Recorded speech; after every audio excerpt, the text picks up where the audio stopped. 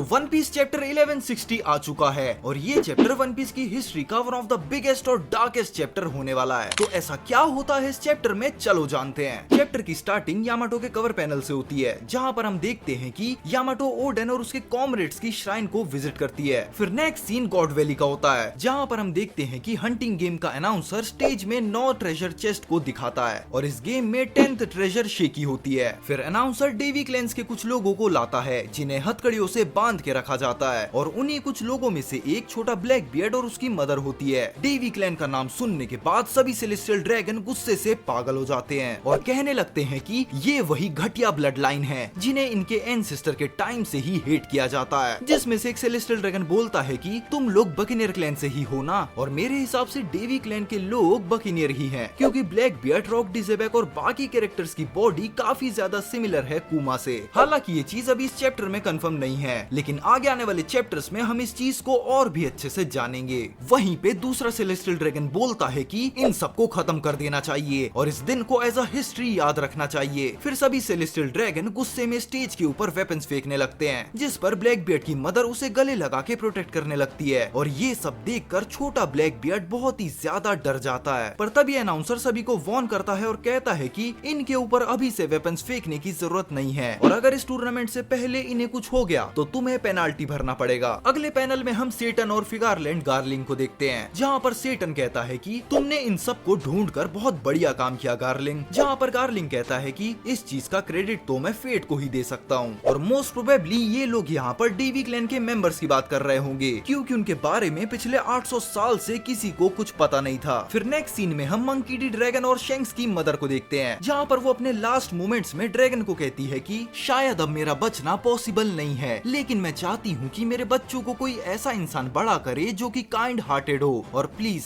मेरे बच्चों को उन गलत लोगों के पास बिल्कुल भी मत जाने देना। और ये बोलने के बाद शेंक्स और शेमरॉक की मदर रेस्ट इन पीस हो जाती है, जिसके बाद ड्रैगन मन में कहता है कि तुम और तुम्हारे बच्चे भले ही मेरे लिए स्ट्रेंजर्स हो, लेकिन मैं इन्हें बचाना चाहता हूँ और अगर मैं इन्हें बचा नहीं पाया तो फिर मैं किस काम का। फिर अनाउंसर नेक्स्ट पैनल में बताता है कि इस टूर्नामेंट में 150 रेयर रैबिट्स हैं और उनमें से 13 तो सुपर रेयर हैं और उन 13 को हंट करने पर 10,000 पॉइंट्स मिलेंगे और यहाँ पर रैबिट गॉड वैली के लोगों को ही कहा जा रहा है। और इस पैनल में हम कुमा को भी देखते हैं, जिसे टूर्नामेंट में एज अ स्लेव रैबिट रखा गया है। फिर अनाउंसर गॉड वैली के लोगों को कहता है कि हंटिंग बस 1 घंटे में शुरू हो जाएगी और वो लोग जितना हो सके यहाँ से दूर भाग जाएं। गॉड वैली के लोग भागते हुए कहते हैं कि क्या ये लोग हमें सच में मार देंगे, जहाँ पर एक आदमी बताता है कि अगर वो लोग बस 3 हफ्ते तक बच गए तो उन्हें कुछ नहीं होगा और फिलहाल के लिए हम केवल भाग सकते हैं। दूसरा इंसान कहता है कि सबसे पहले तो हमें एक अच्छी सी छुपने की जगह ढूंढनी होगी और मेरे हिसाब से ये हंटिंग टूर्नामेंट पूरे 3 वीक्स तक चलेगा, जिसके बाद इस हंटिंग टूर्नामेंट का विनर डिसाइड होगा। नेक्स्ट पैनल में हम देखते हैं कि हंटिंग स्टार्ट हो गई है और सेलेस्टियल ड्रैगन इस अजीब से बदक में हंटिंग करने के लिए निकल गए हैं और ये बदक वीवी के कारू जैसा दिख रहा है।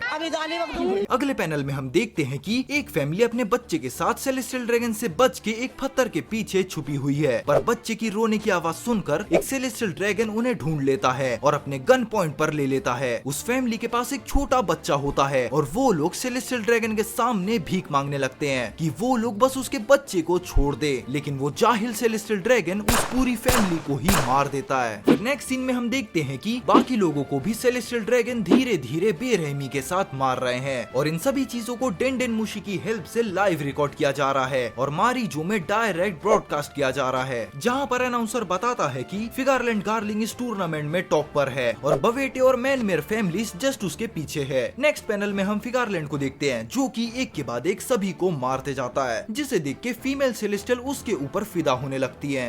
वाह क्या लड़का है, वेरी हैंडसम बॉय। फिर नेक्स्ट पैनल में हम 2 सेलेस्टियल ड्रैगन को देखते हैं, जो कि एक दूसरे से शर्त लगाते हैं, जिसमें से एक कहता है कि अगर क्लैन की बात हो रही है तो वो शेफर्ड क्लैन पे बैट लगाएगा, लेकिन अगर सोलो की बात हो रही है तो वो गुनको पे बैट लगाएगा। जिस पर दूसरा कहता है कि वेल ये तुम्हारी चॉइस है, पर क्या तुम्हें पता है कि सभी नाइट्स में से एक ही है जिसे गॉड स्टील कहा गया है। फिर अगले पैनल में हम गुंको को देखते हैं, जो कि अपने एरोस से बाकी लोगों को मार रही थी और हमें बताया जाता है कि गुंको मैनमेयर फैमिली से है और उसे गॉड नाइट सेंट गुंगो के नाम से इंट्रोड्यूस किया जाता है। फिर नेक्स्ट सीन में हम बहुत सारे मरीन्स को देखते हैं जो कि एक घर के बाहर पहरेदारी कर रहे होते हैं, जिनमें से एक मरीन कहता है कि कितना सही है ना, सेंट गार्लिंग एक वेल नोन ब्यूटी को अपनी वाइफ बनाने जा रहा है। हालांकि ये बातें अभी बस बातें ही हैं। वहीं पर घर के अंदर एज अ होस्टेज शेकी भी इन सारी बातों को चुपचाप सुन रही थी। अगले पैनल में हम सेंट सोमर्स को देखते हैं, जहाँ पर उससे एक बच्चा डर के मारे पेड़ पर चढ़ जाता है। सेंट सोमर्स उस बच्चे को कहता है कि वो वहाँ से नीचे कूद जाए, क्योंकि उसने उसके लिए एक बढ़िया सा कांटों का कुशन बिछा के रखा है। फिर तभी उस बच्चे के फादर उसे ढूंढते हुए उसकी तरफ आते हैं और सोमर्स को बताते हैं कि वो उसका बेटा है। पर सोमर्स पेड़ पे लात मार के उस बच्चे को नीचे गिरा देता है। बच्चा नीचे गिरने लगता है और उसके फादर उसको बचाने के लिए कूद जाते हैं और मोस्ट प्रोबेबली वो फादर और बच्चा सोमर्स के उन कांटों पे गिरकर मर चुके होंगे, बिकॉज हमें वो पैनल नहीं दिखाया जाता और सोमर्स भी इस चीज का मजाक उड़ाने लगता है। अगले सीन में हम मंकी डी ड्रैगन को देखते हैं, जो कि दूसरे सिविलियंस की डेड बॉडी को देखकर सैडनेस और रिग्रेट से भर जाता है। नेक्स्ट पैनल में एक मरीन अपने सीनियर को आइलैंड की रिपोर्ट देता है और वो मनी मन सोचता है कि आखिर ये ड्रैगन कहाँ पे चला गया, कहीं वो इस आइलैंड के मैटर में दखल न दे दे। तभी नेक्स्ट पैनल में हम एक सेलेस्टियल ड्रैगन को देखते हैं, जो कि कुमा और इवांको को टारगेट करता है और उस सेलेस्टियल ड्रैगन के पीछे अपना मंकी डी ड्रैगन रहता है। इवांको कुमा और बाकी सबके साथ भागने का प्लान बनाता है, जहाँ पर इवांको कहता है कि वो लोग गॉड वैली से निकल के रहेंगे। ये सुनने के बाद ड्रैगन सोचता है कि इनके अंदर अभी भी जिंदा रहने की होप है। तभी नेक्स्ट पैनल में वो सेलेस्टियल ड्रैगन 10,000 एक्स्ट्रा पॉइंट्स के लिए कुमा पे टारगेट करने लगता है, पर इससे पहले कि वो कुछ कर पाता, अपना ड्रैगन उसे शूट कर देता है और ड्रैगन को खुद यकीन नहीं होता कि ये उसने क्या कर दिया। बट उसे रियलाइज होता है कि इस सिचुएशन में वो इसके सिवा कुछ और कर भी नहीं सकता था। नेक्स्ट सीन में एक और सेलेस्टियल ड्रैगन दूसरे सिविलियंस पे अटैक करने लगता है, पर तभी ईस्ट कोस्ट पे एक बहुत बड़ा एक्सप्लोजन होता है और हमें पता चलता है कि rocks pirate finally God valley में आ चुकी है। और अगले पैनल में हम पूरे रॉक्स पायरेट को आइकॉनिक पोज में देखते हैं। व्हाइट बियर्ड सभी को कहता है कि वो लोग यहाँ पर शेकी के साथ साथ बाकी ट्रेजर को भी लूटने आए हैं और भूलना मत उन ट्रेजर में डेविल फ्रूट भी है, इसलिए फिलहाल उन सबको साथ में काम करना पड़ेगा। जिस पर रॉक्स कहता है कि उन्हें जो भी ट्रेजर मिल रहा है उसे लूट लो और वो सभी बाद में उसको आपस में डिवाइड कर लेंगे। जिस पर बारबेल द फिशमैन कहता है कि पर वो लोग तो शेकी को बांट ही नहीं सकते। जिस पे शिंकी कहता है कि ये तो साफ बात है कि हम उसे नहीं बांट सकते, लेकिन जो भी उसे बचाएगा शेकी उसके पीछे प्यार में पागल हो जाएगी। वहीं पे क्यों द सिल्वर एक्स बोलता है कि फिर तो मैं पीछे नहीं हटने वाला। जिसके बाद जॉन बोलता है कि नहीं नहीं, जिसके पास ज्यादा ट्रेजर होगा शेकी उसी के पीछे आएगी। पर व्हाइट बियर्ड कहता है कि जिसको जो करना है वो करो, मैं तो यहाँ पे उसे एज अ फ्रेंड की तरह बचाने आया हूँ, लेकिन अगर वो मेरे पीछे पागल हो जाएगी तो मुझे कोई प्रॉब्लम नहीं है। और जैसे कि हमें वन पीस में बताया गया है कि रॉजर और व्हाइट बियर्ड एक दूसरे के इक्वल थे, तो ये बात यहाँ पर भी सच हो जाती है, क्योंकि दोनों सिंपिंग के मामले में भी एक दूसरे के इक्वल हैं। व्हाइट बियर्ड की ये बात सुनने के बाद स्टसी कहती है कि न्यूगेट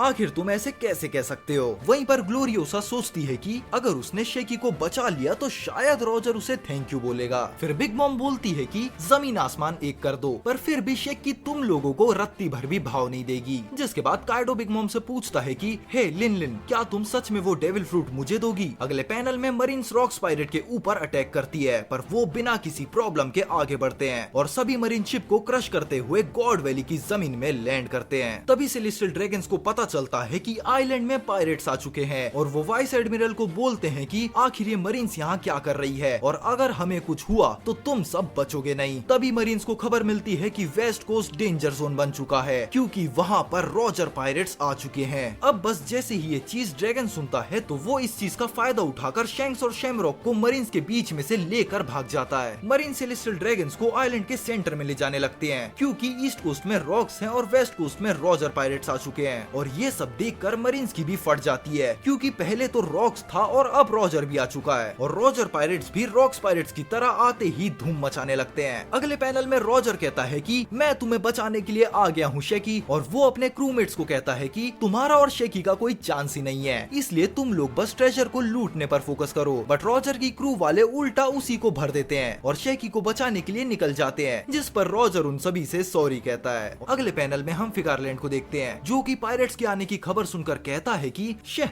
लगता है ये गेम यहीं पर खत्म करना पड़ेगा। तभी सेलेस्टियल ड्रैगन गॉड नाइट्स को कहते हैं कि तुम लोग खड़े क्यों हो, कुछ करते क्यों नहीं। और अगले पैनल में हम सभी गॉड नाइट्स को देखते हैं, जिसमें फिकारलैंड गार्लिंग कहता है कि उन मरीन्स को अब वापस बुला लो और सभी को बता दो कि सेलेस्टियल ड्रैगन सेफ है, क्योंकि गॉड नाइट्स अब मैदान में आ चुके हैं। अगले पैनल में मरीन्स बताते हैं कि पायरेट आइलैंड के चारों तरफ से आते ही जा रहे हैं और अब उन्हें नहीं लगता कि वो उन्हें रोक पाएंगे। और व्हाइट बियर्ड और शिक्की मरीन्स को मारते हुए आगे बढ़ते हैं। तभी हम देखते हैं कि किसी ने कैनन बॉल को बहुत तेजी से गॉड वैली के कोस्ट लाइन में फेंका है, जिसके कारण बहुत बड़ा एक्सप्लोजन होता है और बहुत से पायरेट्स उसमें इंजर्ड हो जाते हैं। एक्सप्लोजन को देखकर रॉक डिजेबेक और रॉजर समझ जाते हैं कि ये किसने किया है और हम देखते हैं कि ये और कोई नहीं बल्कि वाइस एडमिरल गार्प है, जो कि कहता है कि अगर तुम मेरे ट्रूप्स को सब्जियों की तरह काटोगे तो मैं चुपचाप बैठकर देखने वाला नहीं हूँ। और इस पैनल में हम गार्प के साथ लेजेंडरी मरीन बोगार्ट को भी देखते हैं और गार्प की शिप को देखकर मरीन्स खुश होकर कहते हैं कि हम सब अब बच सकते हैं। और अगले पैनल में गार्प एक स्माइल देता है और पैनल में लिखा आता है लेजेंड्स हैव असेंबल्ड। और इसी के साथ ये चैप्टर यहीं पर खत्म होता है। नेक्स्ट वीक ब्रेक है तो अगला चैप्टर आने में अभी टाइम लग सकता है, इसलिए इस चैनल को सब्सक्राइब कर दो। इसी के साथ मिलते हैं अगली वीडियो में, तब तक के लिए आप ये देखो।